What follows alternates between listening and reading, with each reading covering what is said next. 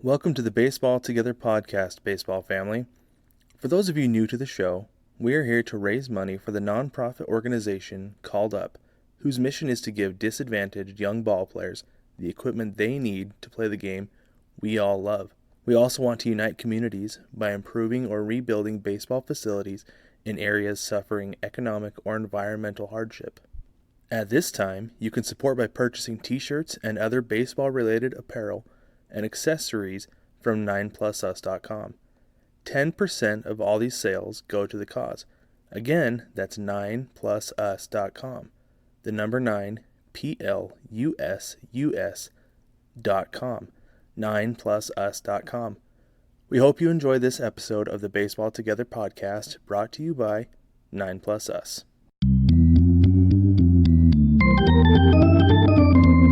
Welcome back, baseball family. This is Brig, and I'm always joined by Brad. Always.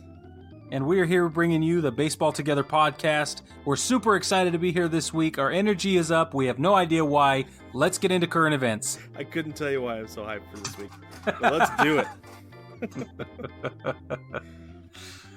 All right, so the first things first. Let's just get this out of the way. Brian Cashman's car was stolen. He's the general manager of the New York Yankees. He has a big Jeep Rubicon. It was stolen, and they found it, and they returned it to him, and then he gets pulled over, and at gunpoint gunpoint's probably a little too strong, but the officer, viewed by his body cam footage, which has now been released to the public, you see him with his sidearm unholstered, right? he's barking at Brian Cashman to get out of this presumably stolen vehicle, and it's hilarious. So Cashman, cool as a cucumber, gets out, says, "Yep, whatever you need me to do." They order him around. He turns around, puts his hands up, and walks backward, etc. And then he sits on the hood of the police vehicle, and he's got his hands on his head.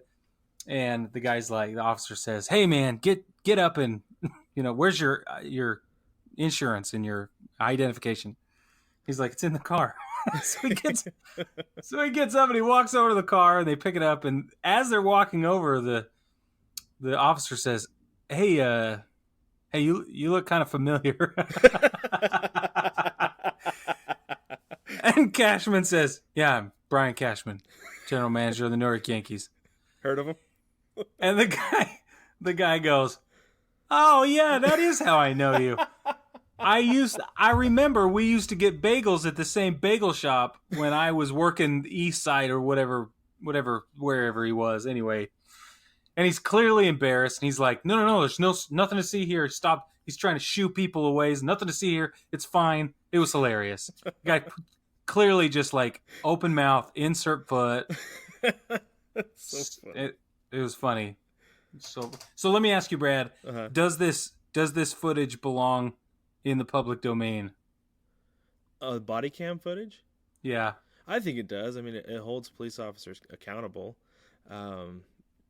With everything we've had come to light in the last few years, and I don't want to say these are new things that are happening, because it's obviously not new. But I do feel like public servants, or anyone who, I guess, has the job that police officers do, it'll hold them accountable, but it also protects them. Yeah. Right? Yeah. Because if there is an incident, they have that footage right there, right? So and now they can be famous. Yeah, exactly. Yeah, for pointing a gun at Brian Cashman. That's super cool. Well, when I heard that Cashman got pulled over and everything for as being mistaken for a car thief, I was like, he doesn't look like a car thief to me. He looks like some insider trading is what he would get. Yeah, unless he's wearing shorts and a t-shirt. Some black hat hacker, like, we got you. Hacking into the Pentagon again, Cashman. Jeez, Cashman. You and your team of sleuths. Cyber sleuths. Yeah. Yeah, it's like, he doesn't strike me as the car thief kind of guy. No. Whatever. I guess that's why I'm not a cop. I'd let somebody go. Nah, he doesn't fit the profile.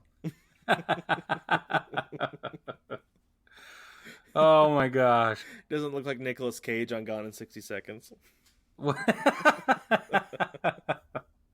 All right, another thing we wanted to talk about real fast is it has to do with sign stealing, actually. So, um, the Rhode Island Little League World Series team Yeah. has been accused of stealing signs. Speaking of Uh, stealing things. Gosh, geez, kids from Rhode Island these days. Brig, let me just go off it. I am sick of these entitled. No, I'm just kidding. I don't care about this. I think it's awesome. Like, Yeah, I think it's if awesome. you can steal signs, steal them. If you get any kind of advantage, by all means, that's part of the risk that you take by sending signals out to the field anyway, because they're out there for everyone to see. It's not like there's any rule or anything that says, okay, this is secret. If they're Right. stealing your signs, you got to mix them up. Yeah. There was a game we played in high school where the coach was doing on his face, like his forehead, his nose, his chin, cheek, or whatever, to the catcher Yeah. for pitches, and we were stealing them all game long.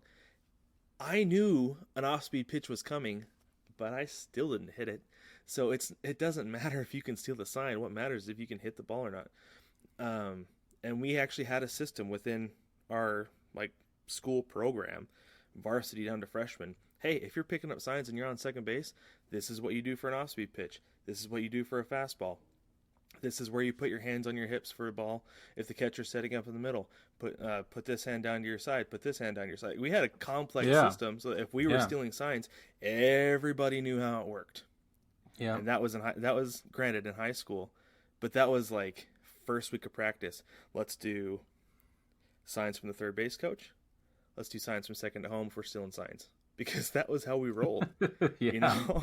Yeah. And our signs from the third base coach were so complex. Sometimes the batter missed them because it involved this really complex math system. Mm-hmm. And so there was swiping and stuff. Yeah. Well, it was like right hand on the chest is +1, left hand on the chest is +2, right hand on the leg is -1, left hand on the leg is -2. Oh. And then if the coach touched his hands together, then it would close it, right? Oh. But if he went through and did everything, but he didn't close his hands, it was nothing. So it's like he was always joking about it. He's like, you pull your calculator out of your pocket or get down in the dirt and do some math. Maybe take your cleats off, do some math on your toes if you need to. We're just like, you'd see guys adding up on their fingers as they're trying to figure out what the coach is saying, and we're just like, Coach, it's so complex. So a lot of times we just get right hand to the chest, left hand to the chest, right hand to the leg, left hand to the leg, close. We're like, oh, that's 0. Okay, I'm good. Just please close it out. That's nothing. Yeah. See, that would have ruined me. That would have ruined baseball for me. I'd have been like, you know what? Screw you. I'm out. I don't care. I'm not doing this. I'm not going to play your stupid game. It was so funny, though, watching some of the guys just like 2, 3, 1, 2, 0. Okay, all right. You see it click right before they step in the box. So these little leaguers, the coach, his name is Pat Dutton. He's from, it is spelled Goffstown, New Hampshire, but because it's New Hampshire, it's probably Guffston or something. Yes, Guffston. Yeah. Guffston. That's just how they pronounce things. But so he's accusing this other team of sign stealing. And here's what he says. He says, you can do that in big league baseball, but in little league, it's unsportsmanlike, it's dishonorable, and it's disgusting. And he is so pissed about this. Brad, I gotta ask, is it disgusting, Brad? No, it's not disgusting. But you know what? I will say this. If it's the coach stealing the signs, that is a little bit, Okay. because the signs aren't going to be super complex. But if it's the kids figuring it out, come on. Yeah. You've got to hand it to those guys, because that's awesome. It's awesome. If you've got 2 kids sitting on the bench and they're dedicated enough to figure out those signs, I mean, by all means. Yes. That's fantastic. But yeah, if the coach is stealing the signs, then yeah, that's disgusting, because you can't have the adults having that much of a role in the game. But no, let the kids steal the signs by all means. Okay, so what if the coach is saying, "Hey guys, pay attention. You might be able to steal a sign. These are some things you might look for." And they've been doing it all season, and it come up in practice, and things like that. But he's not involved in the sign stealing during the game, but he's trained his players on what to look for and how to assess those kind of signs. What do you think of that? I think that's fine. That's just teaching the game. Yeah, that's how I feel too. Yeah, like because I feel like if the kids don't want to learn how to steal signs, they don't have to. You know, if they have, like I said, if there's 2 or 3 kids on the bench who are like, yeah, I want to learn how to steal signs and I'm going to figure it out and I'm going to do it, then yeah, whatever, let them do it. If they're smart enough to do it at that age. So, yep, I love it. You know, I don't have a problem with that. Like, if the coach is teaching them things to watch for, how to do it, that's just fine. But if the coach is standing there at the fence watching the other coach and he turns around and says, "Hey, guys, listen up. This is what's happening." Yeah, I think that would be pretty messed up. Okay. So Cool. Because it is little league, it is about the kids. It is not about the adults or the coaches. Yep. That's the line right there. Yep. Right. Yep. Agreed. So we have quite the home run race going in Major League Baseball right now. Guys are hitting a lot of home runs this season. That's no mystery. I mean, that's no secret. Home runs are getting hit at a record pace this season, whether you think it's juiced balls or just, I honestly think that most of it has to do with better hitters, because not everybody, well, most everybody's hitting 20 home runs this season, but which is bonkers. We've been headed there, though. We've been headed this way for a long time. Yeah, that's true. So right now, as of today, this is Friday afternoon, 8:30 p.m. Eastern time. I say that because somebody probably just hit another home run. Or 4. Yeah. There were 4 more home runs hit, just as I said that. Just as you said that, 4 more home runs hit. And 4 Angels got their wings. We had Cody Bellinger and Mike Trout right now are 40 home runs apiece. Balls are flying out in L.A., it looks like. Sorry, Anaheim. L.A. and Anaheim. Jeez, man, it's the same thing these days. Would you get with the program? I refuse. I've been to Anaheim. It's nowhere near L.A. Nope, it sure is not. Then we have Pete Alonso and Christian Yelich at 39 apiece. Now, I'm going to say this for one. I don't think it's a coincidence that Trout is the only guy of those 4 in the American League, because I felt for a long time the pitching in the American League is far superior, and that's why we've had more American League World Series winners in recent history, and also more American League All-Star Game winners in recent history. What do you think of that? Would you agree with that, or do you think that's just coincidence? No, it's not coincidence. I don't know what's going on, but I will say that the long ball is more important or more common or both or whatever in the American League. I don't know why, but I think small ball is played better and more commonly in the National League. Yes, I would agree with that, and that's because of the pitchers in the lineup, right? Because you get a pitcher up there, probably, and if you have a runner on first or second, pitchers, you're not going to typically try to have them swing away. You're going to let them bunt and move that runner over, right? Because I'm of the opinion that I don't want my pitchers running the bases. Like, by all means, get out, right? Just get up there. If there's nobody on, take your hacks and come sit down and get ready to pitch. I don't want my pitchers on the base paths. That's just me. So I'm okay with the pitchers doing not dropping down a sack bunt or whatever. But we can talk more about that another day when we talk about the designated hitter. Oh my gosh, Brad. That's what you call a teaser. It is. That's a big old tease, isn't it?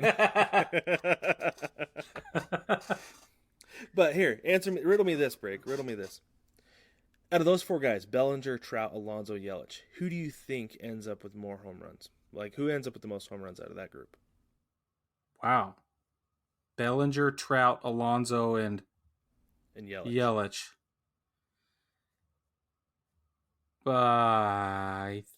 Jeez. Mike Trout. You think Mike Trout? Why Mike Trout? To piss you off, Brad. I would actually love that.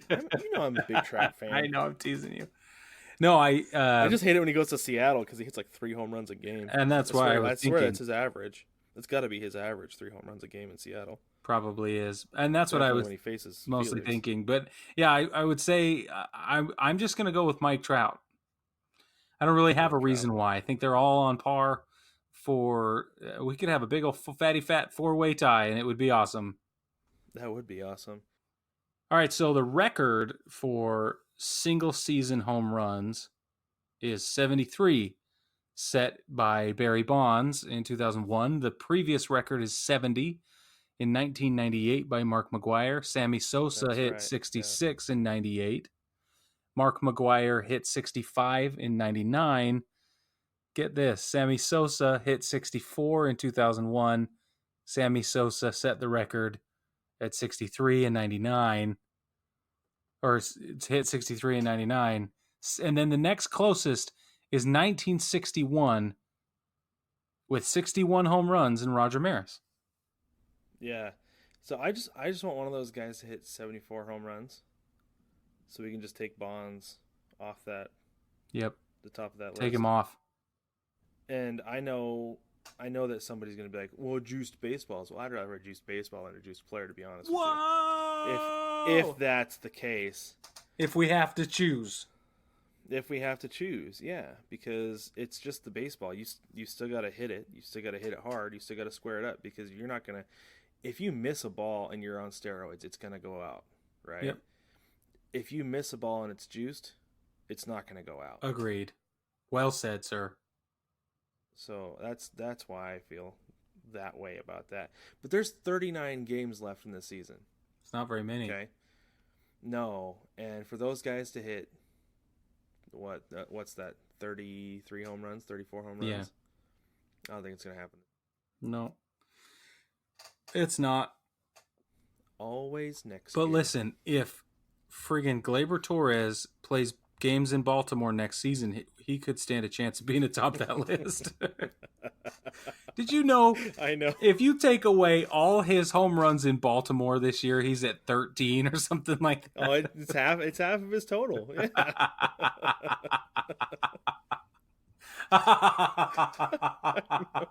And all the headlines after they finished that series was that it said something like, it ends with the end season series with the Yankees and Orioles ends mercifully or something like that. It's like, oh boy. Yeah.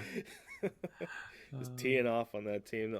And all those, gosh, that pitching staff is so bad. Those guys should all be in AAA still. Probably. I feel so bad for that. Well, never mind. Yes, they should be. Brutal. It's brutal. Makes me feel pretty good about being a Mariners fan. They've mostly got that pitching staff figured out. They're not giving up home runs at that rate anymore. That's true. It makes me happy. Oh, oof. Yeah. Yeah, it's pretty good being a Mariners fan some days and looking around the league and be like, well, at least I'm not watching that. Oh, so. True. It's true.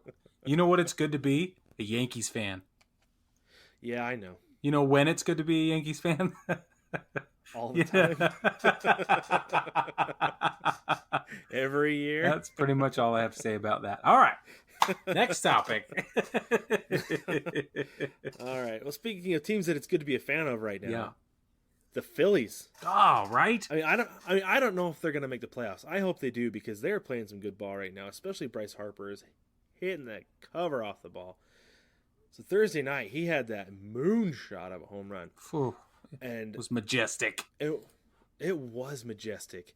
And man, that was so awesome. They scored 7 runs between the 8th and 9th inning, and 6 of those came in the 9th. Oh my gosh. Are you ready for a stat to blow your mind? Yeah.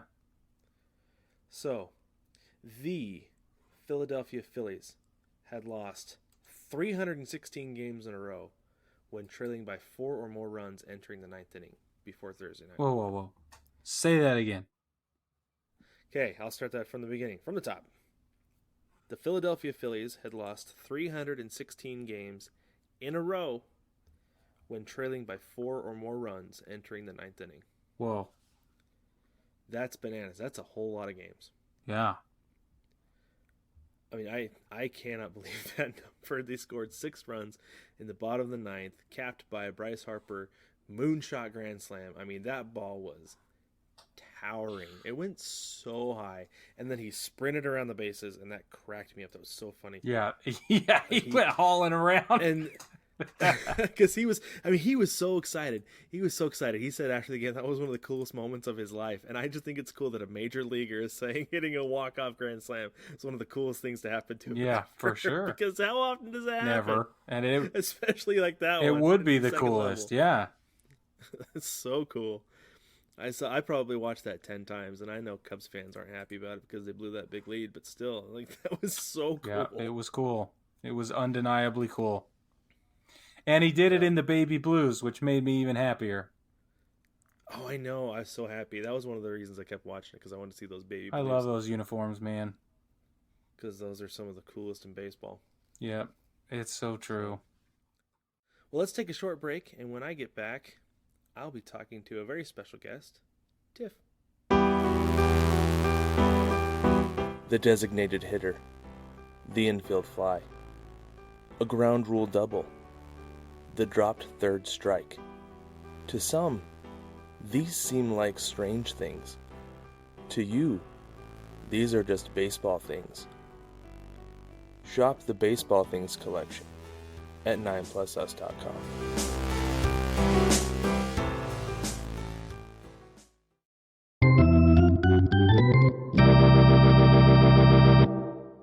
All right, welcome back, baseball family. Today, like I said, I have a very special guest with me. I have Tiff with me. Hey!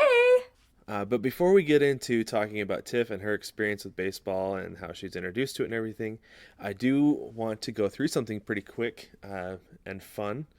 Before we talked about the Fort Wayne Tin Caps, about where that team name came from, today we have another one. We're going to talk about where the Boston Red Sox got their name. I think this is super cool. That's going to be so fun. A lot of fun. Yeah. All right, here we go. You ready? Mm-hmm. So they were established as an American League team in 1901. Before I get too far into this, I got this off of todayifoundout.com. There are a lot of cool stuff on there. They actually have every American League team.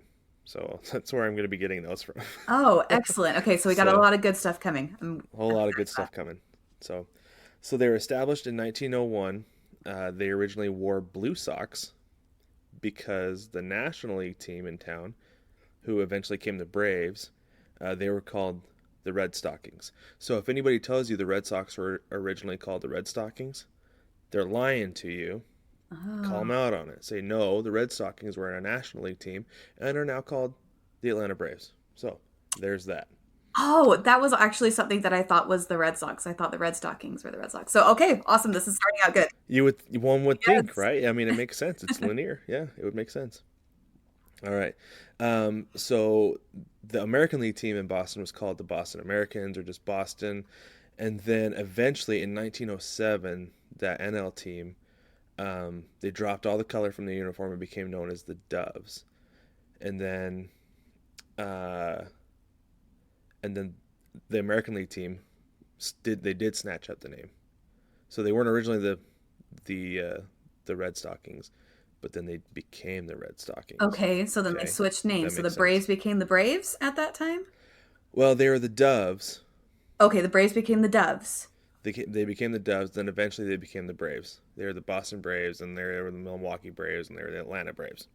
Got it. So there's a whole lot of history with the Braves that we'll go through another time, I'm sure. Mm-hmm. So the next year, the team appeared in Red Sox. Okay, so the American League Boston team appeared in Red Sox. So this is the thing that I think is really cool. So this says YSOX instead of SOCKS. Well, at the time, not only the Red Sox but the White Sox were named because many Americans, including the editor of the Chicago Tribune, were pushing for simplified spelling of American English. It was common at the time to see socks spelled SOX. What? It was a straight-up cultural thing that people were trying to push, that socks would be spelled just generally in the public, just SOX instead of SOCKS. I think it's super funny, and I'm surprised that it's not something that caught on, that it didn't stick. Maybe it's why we have such different spellings than our British counterpart. We have different spelling for lots of different words, and it is simplified comparatively. Yeah, I mean, you don't have that secret OU and things like born. stuff like Right, or that. color, which is really too Yep. bad because it kind of. Anyway, I won't get into that, but. But yeah, and you know, I see where you're going with that. It does seem like it fits in certain places, right? Mm-hmm. Yeah, but yeah, I wish the Interesting. SOX had SOX. stuck. Maybe we 'Cause can that start would, it again and see if it there we go. We'll push catches for it. on. It's starting up again. Stop trying to make fetch happen, Karen. I feel like it's like that. Not enough Mean Girl references on this podcast. I appreciate it. I appreciate you knowing Mean Girls. It's like my favorite movie. Oh, more than you know. Oh my gosh. More than you know. One of the most hilarious movies ever made. It really is. It's always Truly. perfect. So funny. Fits in so many places. You know, I had a job. I worked in a pharmacy where we wore pink on Wednesdays. Oh bless. Like I would wear, like I had a pink shirt that I wore. There was a few of the other techs, like some of the other women, they would wear pink, and that's what we would do on Wednesdays. We wore pink on Wednesdays. So, Oh my gosh, I love that so much. yeah, true story. That is a thing that happened. So. Oh, I love it. Well, awesome. So then the Red Sox or the Boston team became the Red Sox, SOX. Yep. The Boston team became the Red Sox, SOX. So I thought that was pretty cool. That is cool. Pretty cool little thing.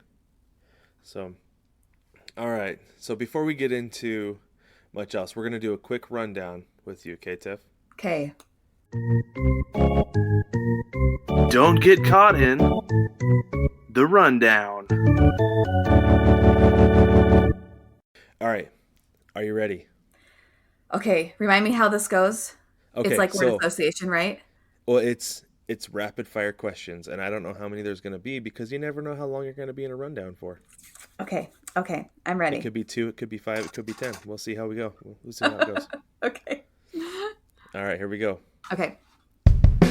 What's the name of your autobiography? Oh gosh. Laugh and then move on. That's good. What is one thing you love about baseball? It's social. It's super social. I love that. Who's your favorite superhero? You know, it was Captain America, but then I saw Ragnarok and now it's Thor. Mine's Thor too. I love Thor. What's your favorite baseball team? I love the Cubbies. What's one condiment that you hate? Ketchup. What's one unpopular opinion that you have? Oh gosh.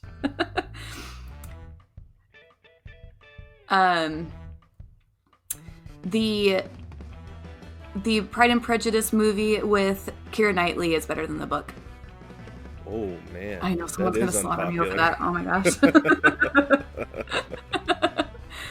Man. What's one thing you would change about baseball? Oh, that's hard. I would change the way that the fans interact with the game. We'll talk more about that later. Okay. And last one. What is your dream job? Oh my gosh, that's hard. I'm a person that has so many interests that's like nothing quite fits. But if I could be a travel influencer like those people on Instagram, that would be my perfect job. Very nice. Very cool. All right. That's it for the rundown. Good job, Tiff. Awesome. Thank you. That was fun. Very good. Very well done. Okay. All right. So let's get into this. So you, Tiff, you're married to a big baseball fan. Big baseball fan. Big Sometimes baseball too fan. big. I don't know. There's no such thing. Let's be honest. Did you grow up watching baseball at all? I didn't. And I'll tell you why. My dad, my poor dad, I just feel so bad that this happened to him. But he was an enormous baseball fan, enormous. And then the 1994 strikes happened and he totally lost faith in the game. He was so upset by the whole ordeal that he stopped watching He let the game go completely. And so, let's see, 1994, I would have been 7, and I was in T-ball at the time, and I kind of remember like this kind of shift happening, and I didn't know what was going on, of course, and but we didn't ever watch games at home. We didn't go to games. My dad and I played catch for a little while, but I'm sure that I was a very obstinate child and stopped doing it. I'm sure he would have kept going on if I had let him, but I'm sure that it was my fault that we stopped playing catch. Don't blame yourself, Tiff. You don't blame yourself. Well, I blame the child that I was, because I mean, I was gifted with an obstinate child as well, and I was one, and so I'm sure that was my doing. And so I did not have any baseball in my whole life until college. Wow. None. 0. So that's kind of interesting, huh? That's very interesting. I can't even imagine what that would be like. Yeah, it wasn't. I didn't even know baseball references. Like, that's how new this whole thing is in my life. So, because I mean, I did take a few years off from like really following it, but I still went to games. Like I talked in one of the first episodes about how I didn't like baseball because I felt like I had been so wronged by it, and it was really just it was time for me to be done because my arm was done. But sad. But I still went to games, like we still went to Mariners games. I'd still sit down and watch games on TV, periodically. But I wasn't like the fan that I was before, or even the fan that I am now. I can't imagine not having any baseball at all. That's crazy. Yeah, I think I need to talk to my dad more about this period of his life, but I think it hurt him that much. That there are a lot of fans who straight up left the game because of that strike. Yeah. Because it was a big deal. And it was a big deal. I remember the day that they finished the season, my dad was like, there's not going to be a World Series this year. And I felt like for me, they might as well just canceled Christmas. Right. Like, you... Like, what do you mean? It happens every year. No World It's like the Series. Sun coming up. Well, except for it only happens once a year, but Yeah, but no, it's just like there's no... How? Why? Like I couldn't wrap my head around, my 9-year-old head couldn't wrap my head around, couldn't figure it out.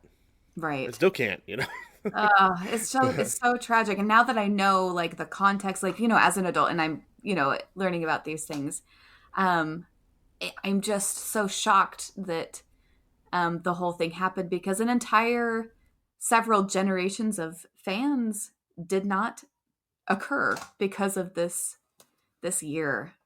So it's so sad. Such an unfortunate thing. It's true. It's true that you think about it now, the impact that strike had on the game is way bigger, I think, than they ever could have imagined. Right. Because they really were seeing just the narrow thing, right? They were seeing, their paychecks or, whatever. Yeah.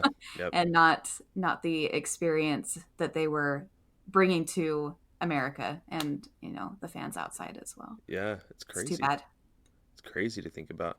But so you were reintroduced to baseball in college, right? Yes. So how did that happen? I had a group of friends that were so awesome, and they invited me to go on a road trip with them to Seattle to see the Mariners. Yeah. And we were going up there to see another friend that had moved back home. And so it was just like this impromptu. Yeah, I know, right? The Mariners, yay! It was just this impromptu trip, and they invited me to come along. And I never say no to a road trip. Never. So you better believe I was in. And so we went, and I had never been to like a professional baseball game before. So it was very dazzling. And that Petco field was gorgeous. Oh my gosh. Oh, Safeco. Who has Petco? That's in San Diego. Oh, San Diego. I'm sorry, I can't get it. That's all right. Yes. Anyway, that the stadium in Seattle was just beautiful, and I just couldn't believe how gorgeous it was to watch the sun go down with the skyline in the background, and oh my gosh, it was just wonderful. I also, for the record, had the best pizza of my whole life at that stadium. Oh, really? Oh yeah, I was like, Did you get garlic fries while you were there? No, is that something I missed out Oh, on?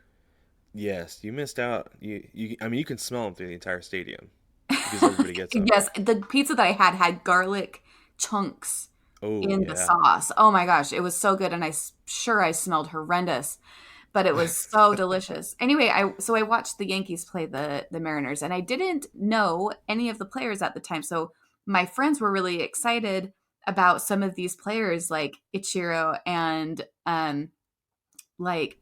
Jeter, and I had no idea who they were. What year was it that you went?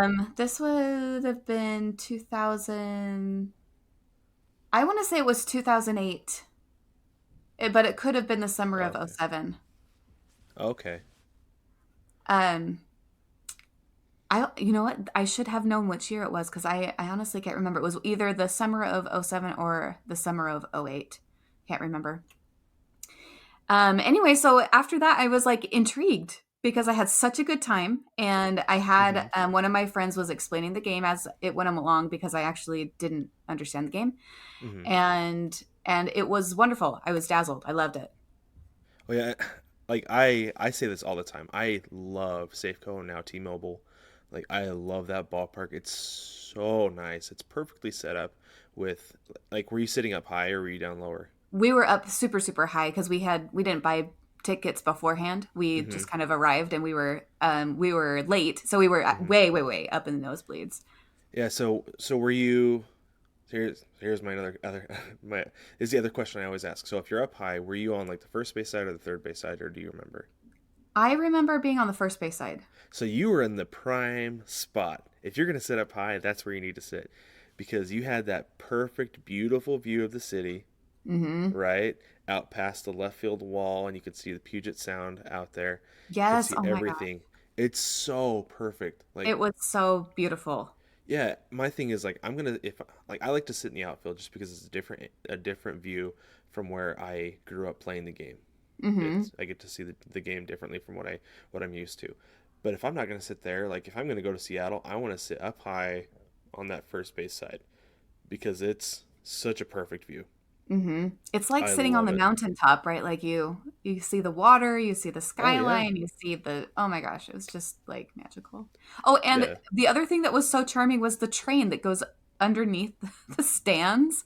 Oh yeah. Like I was like, what the heck? Yeah, That's so so they have cool. I that. don't know.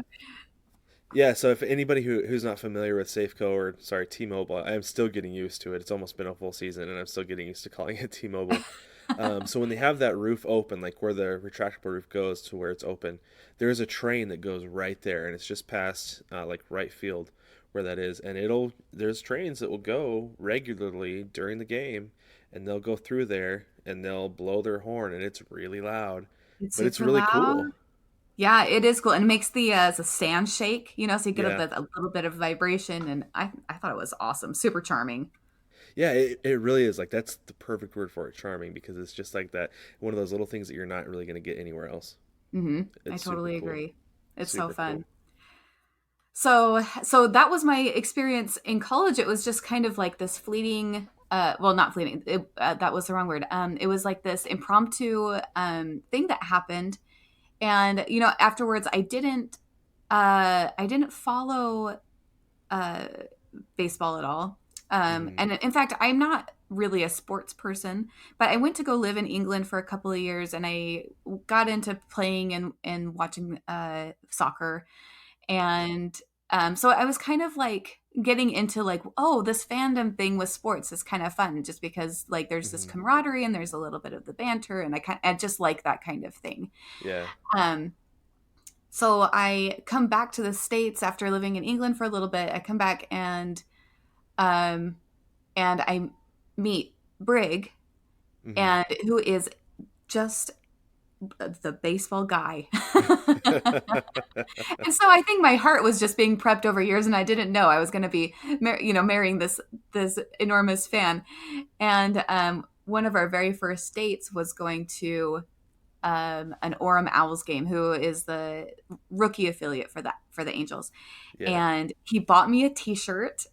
It had Nice. an owl on it. It was red. It had an owl on it, and he took me to the game, and I was hooked. I was hooked after that. It was so much fun, and that Mm-hmm. that little tiny stadium was so intimate. There was probably 100 of us there that night. Oh, that's what it feels like, huh? It does feel like that. There's maybe more, but it does not feel that way. It feels so tiny.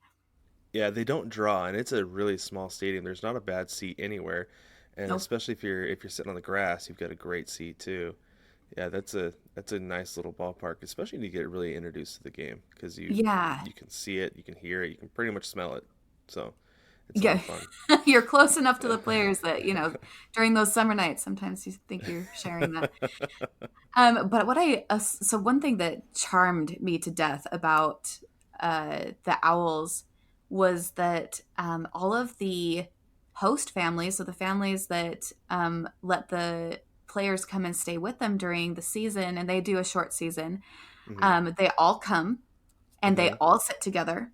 And so we kind of got to start meeting these families, and we would talk about the players, and we would talk about like the lives of the players. And I just thought to myself, like, what is this weird sport that makes these players go through this system? And like, I don't know, I just fell in love with like the human aspect of this game where these players really dedicate everything to hopefully making it. And it just opened my heart to everything that baseball has to offer. That's awesome. That is one thing that's really cool that sometimes you don't think about that. You have to love baseball to make it to that top level. Like you Oh, really do. some of those guys stay in for years and years and years, and I Hmm. cannot imagine Oh doing yeah, that. yeah, yeah. It's awesome. And another thing that's cool about those host families is they're basically just renting out a room to those guys, and their Hmm. payment is season tickets to the Owls. Right. Like I think that's cool. It's That cool. And what I loved, like some of those families clearly were not just like, here, rent a room for me, but they were like, you're part of our family this summer. Like, we're going to support you and we're going to come and cheer for you. And I thought that was so, like, I so connected with that. Like, hmm that families were willing to open up their home and welcome in a stranger for the whole summer. And they were going to pretend like, or not pretend, they were going to actually let this person be part of their family. And I really connected with that. Yeah, and that I feel like that's one aspect of baseball. We always talk about baseball family, right? That's one of the Hmm. big things with baseball together and nine plus us, everything. And it truly is like minor league baseball is a family, right? That I talked to some of those host families too while I was working for the Owls, and they had talked to, and there were some people who talked to about. I think there was a family who had hosted, maybe it was Mark Trumbo. I can't remember. They're like, oh yeah, we still talk to him on a pretty regular basis. You know that we catch up with him a few times a year, and he lets us know how he's doing. You know, Oh he's my gosh, great. that's You know, so he was great to cool. have. Like that's super cool. Like that's such a great experience, and just so cool that you can have those guys have those stories, down the road. So Yeah. I think that's so cool.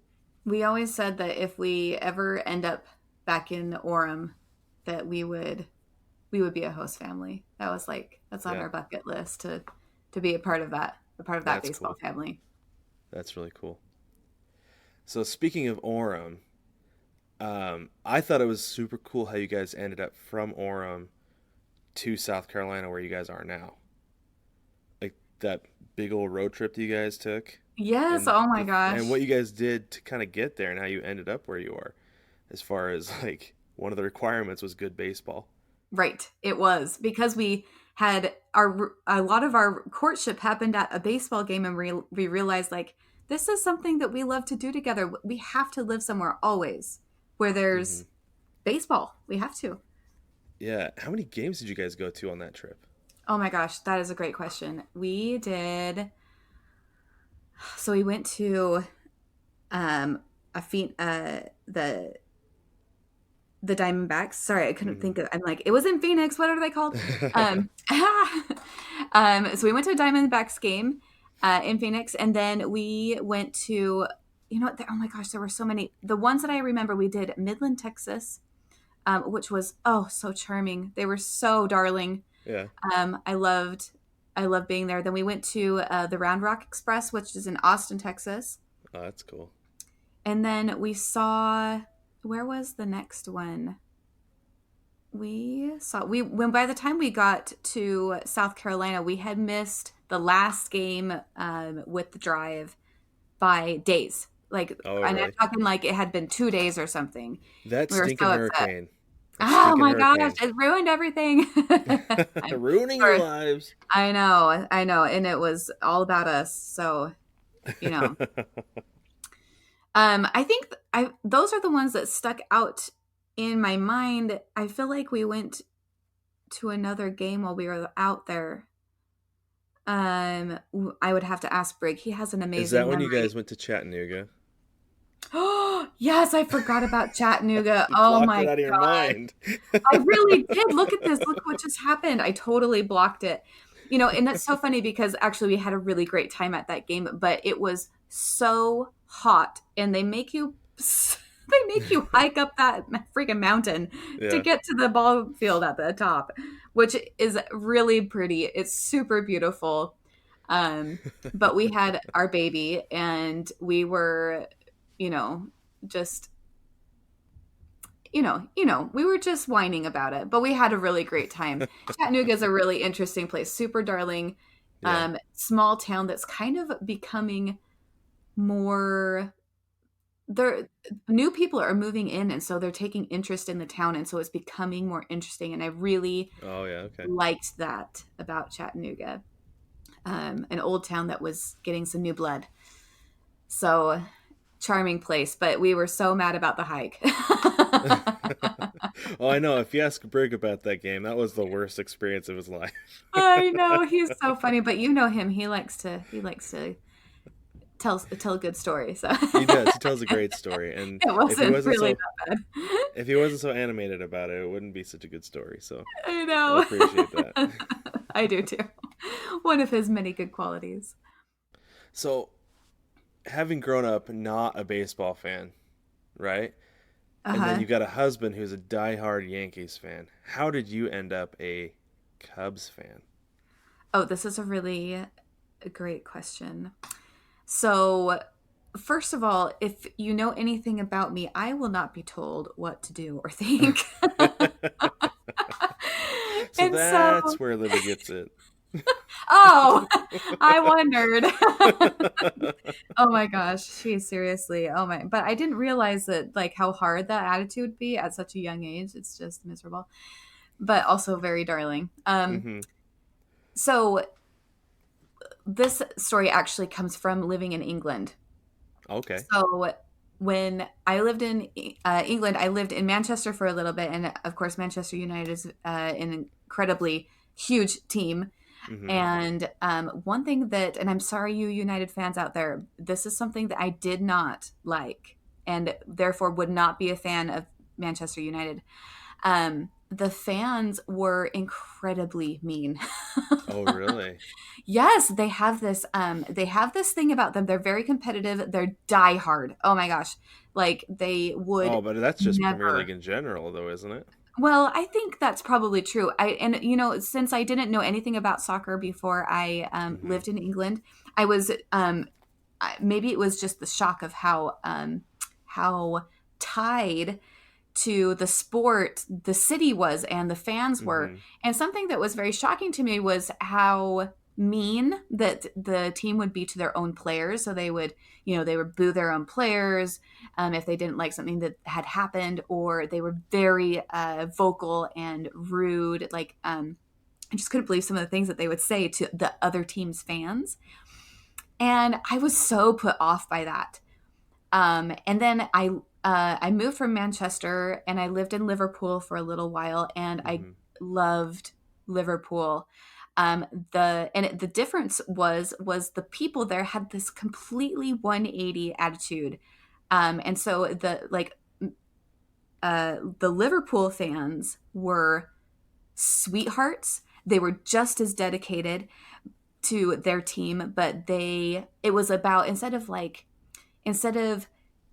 the competition so much, it was about the camaraderie that they had for each other, which was so charming. And I fell in love with them. I fell in love with the city. I fell in love with Liverpool as a team. I fell in love with just everything about that place and that experience and those people. That was like, those people had my heart for sure. And so Brig is a Yankees fan. And I'm really sorry, but the Yankee fans have the same attitude about their sport as the Manchester United fans. And I'm put off by that. The Philly fans have that same attitude too. Yes, it's like this it's too intense for me. And I just don't carry these kind of feelings and attitudes for anything in my life. Like I just don't. I don't understand that fan experience and that attitude and that city. And however, and I've never been to Chicago, so I'm just going to go ahead and get out there and say it. I've never been to Chicago. However, when Brig and I got married, I was like, okay, I'm going to figure out who I'm going to follow, because I'm not going to be told to follow Yankees just because my husband does, though that would be very easy. And we do watch a lot of Yankees in our house, and it's fine. However, so I was searching for the team that I connected with, like I connected with Liverpool. And I found that with the Cubbies, and I fell in love with their players and their attitude and the way that the fans were. Like, obviously at the time Brig and I were married, the Cubs had not won a World Series for a good long time.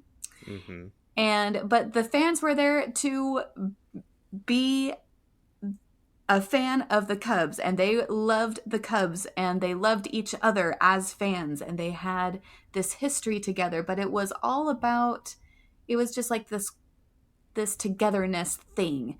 And I found, at the time, the players were just like these goofballs, and they were there having a great time, and they were there to be with their fans. Does that make sense? Like, they weren't there to impress anyone or, sweep the series or, whatever. Like, they were there because they loved the game, they loved their fans, and they loved Chicago. It was still a game. It wasn't business. Right. Whereas in New York, man, that is a tight machine. Yeah. It's and very corporate. Not that, it's just a different feel. And that's what I connect with. I connect with that kind of attitude. And so I fell in love with them. And now that is my team. That's cool. I like that.